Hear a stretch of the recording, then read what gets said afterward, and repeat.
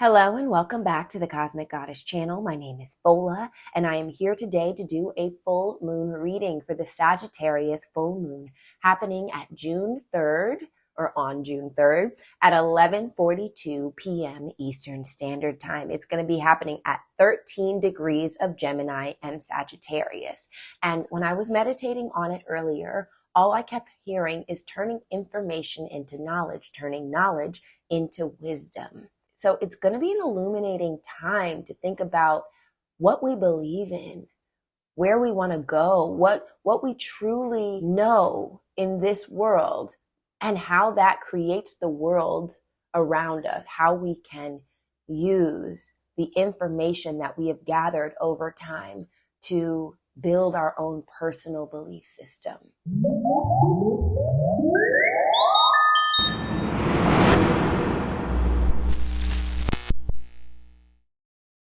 So yeah, let's get into this reading. So I'm going to use the Light Seers deck today.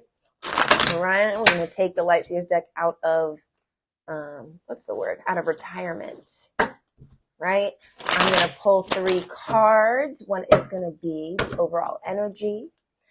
The second is going to be any obstacles we're facing. And the third is going to be wisdom and guidance from my ancestors. Then I'm going to pull some oracle cards.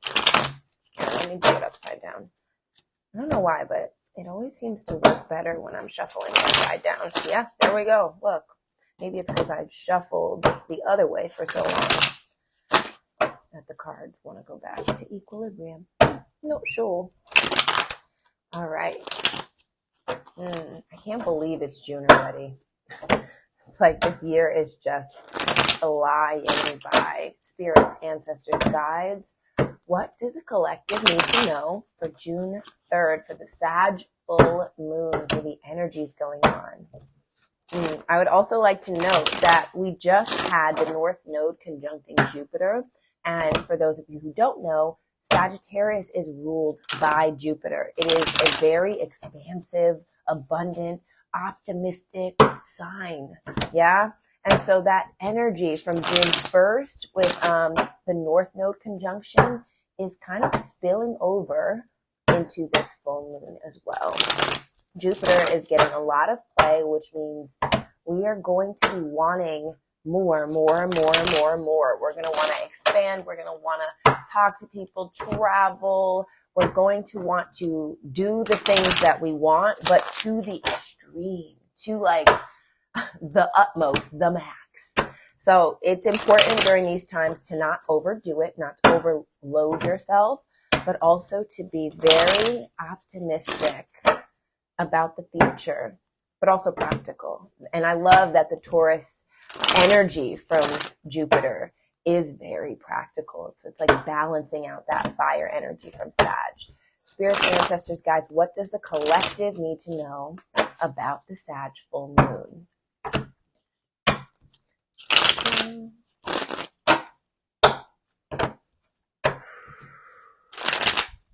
What does the collective need to know? What messages do they need to hear?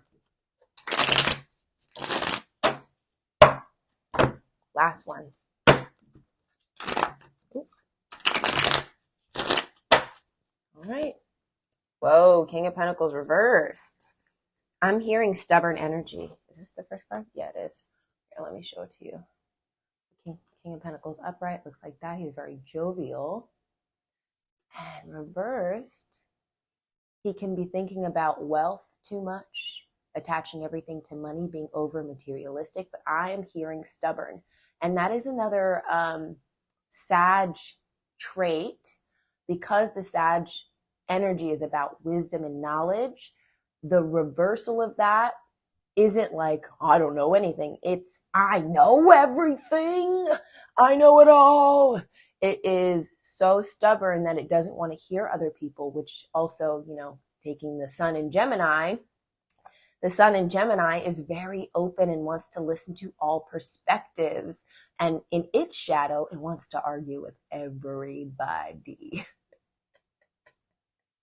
So yeah, just make sure that you're listening, you're being open.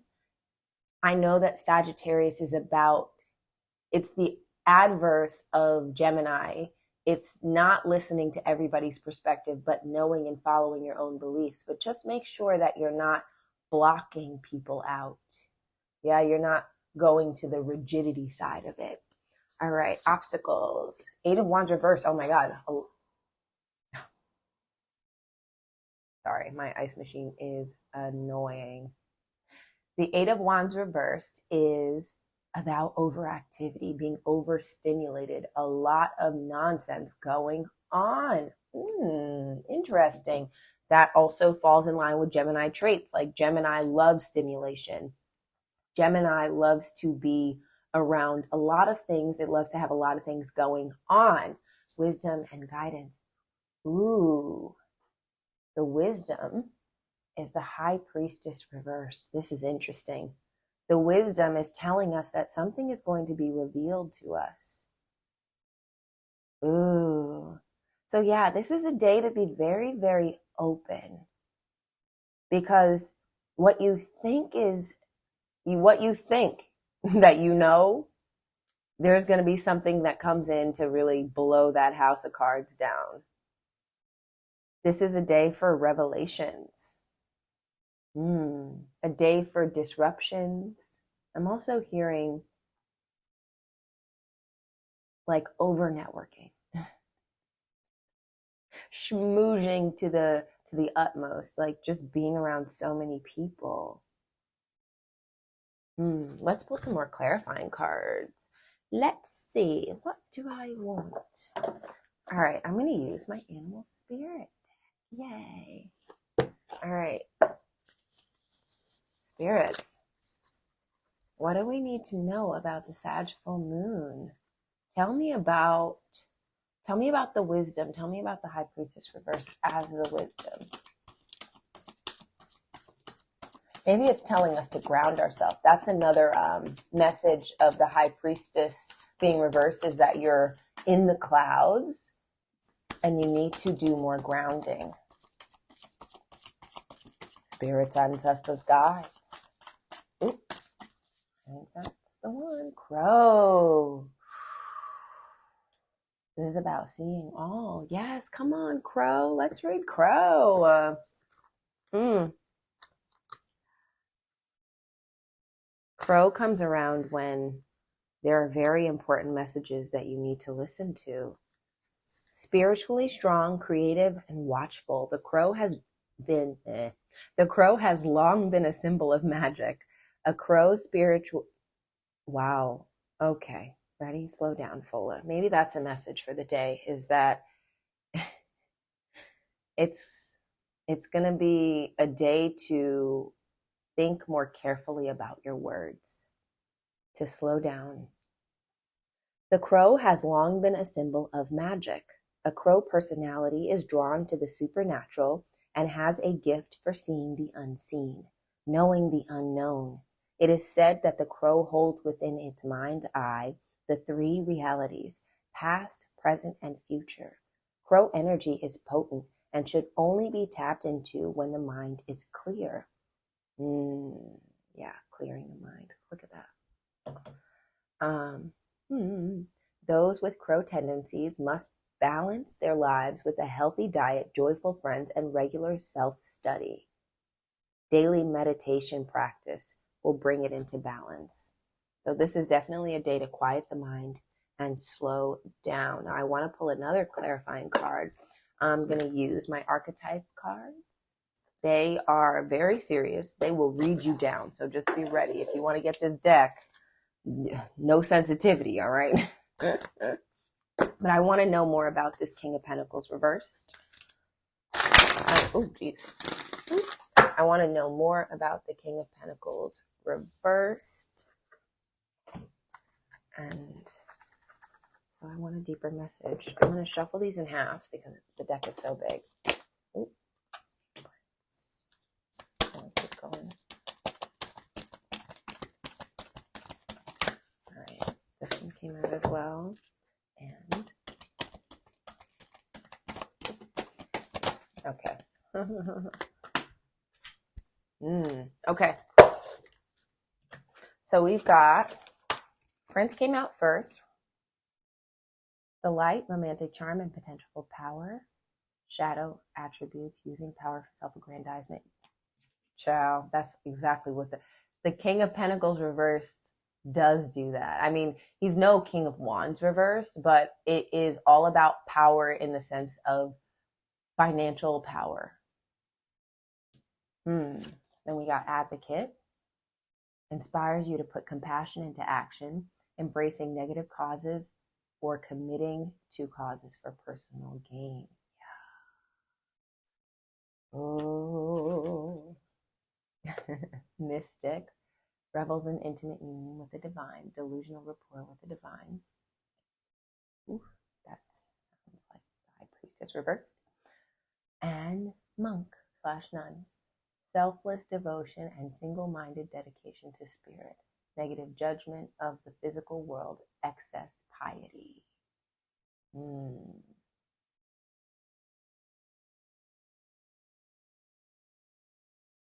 Okay. So this day is a day to relinquish your need for power. Relinquish your need to be a know-it-all, to have the final say, to take control. Because if everybody's trying to take control at the same time, remember this is a collective reading, we've got a lot of cooks in the kitchen. This day is telling you, or these cards are telling me, that you don't necessarily know it all. That instead of believing you have the rapport with the divine that you think you have, believing that you've got it all together, take a step back and do the thing. With people who do have that rapport, they are always ready to take a step back. They are always ready to not put themselves at the forefront, of their mission. They're ready to contemplate and to ground and ask for guidance. So ask for guidance. All right. What do I also want to use? I want to use the Animal Spirit deck. This is a different one. Spirit, what message does the collective need to hear? What message does the collective need to hear? What message does the collective need to hear? Ooh. Oh, koi fish spirit. There is always enough. This is Pisces energy. This is completely understanding that somebody else taking the reins doesn't mean that you're inadequate or what you believe is not true. You're just allowing harmony to exist. You are allowing harmony to exist, and in doing so, you're creating more space for that harmony to come into your life. It's about knowing that other people don't ever take away from you. What somebody else has doesn't take from what you can have. That there is always enough in the universe for everybody, and having that mindset allows that to open up, allows the universe to come in and give you things.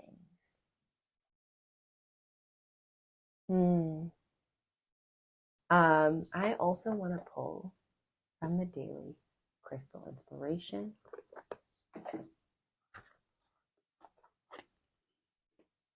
This is an interesting reading.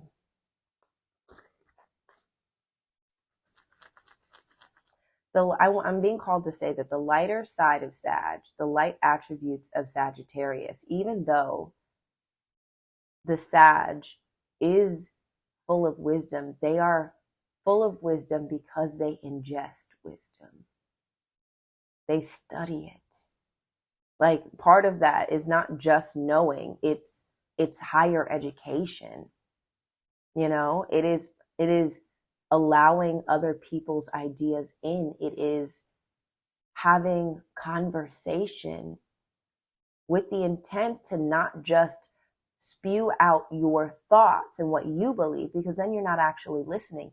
You have to learn how to empathetically listen. And what that means is listening with the intent to be able to repeat back to somebody what they are saying. You're trying to understand them. You're not trying to argue. Yeah. Resist the urge to argue on this day. It won't make things better. And the crow is never going to argue with you. They know better. They know where you're at, and they know where you might be in the future. So what's the point of arguing with you? Let people evolve on their own. Because their evolution is destined just like yours was. You can't force people to change. All you can do is open up space to allow them to do so. All right, what crystals are we going to need? What crystals do we need for June 3rd? Rhodonite, find a way to forgive. And angelite, support is all around you. I'm being drawn to this card. Inspires you to put compassion into action.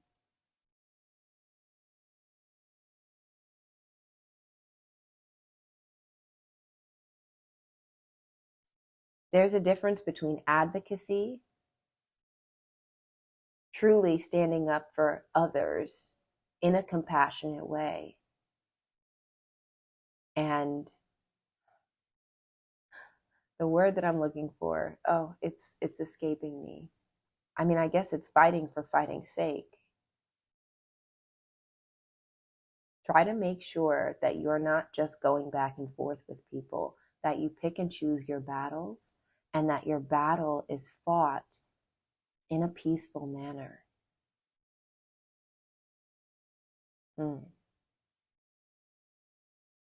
Yeah. Because that's really what your guides want. They want peace. And if you would like that as well, then you have to be an example of that in this world. Because when two people are coming at a situation and they are stubborn, where is it going to go? Where is it going to go?